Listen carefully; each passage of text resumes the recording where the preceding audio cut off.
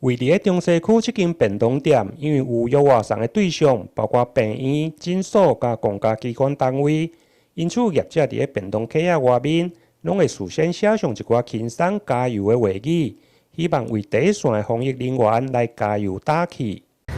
一开始其实算是疫情刚开始的时候啦，就是那时候台南第一个确诊是在成大那边，然后我们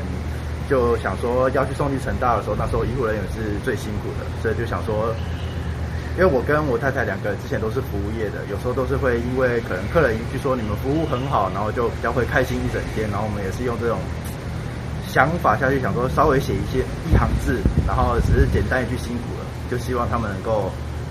让平常辛苦的日子比较没那么辛苦一点啊。通常都是辛苦了，上班加油，或者是之前还有写过，就是怎么那种网络用语，就是疫情快过去了，让我们再努力一次这样子。然后像是我们是算是从妈妈订便当那边开始的，有时候就比较熟的客人，我们会写说孩子要乖一点。不要让惹妈妈生气那一种的，就是其实小朋友的便当，然后也是有妈妈辛苦的这样子。有很多种。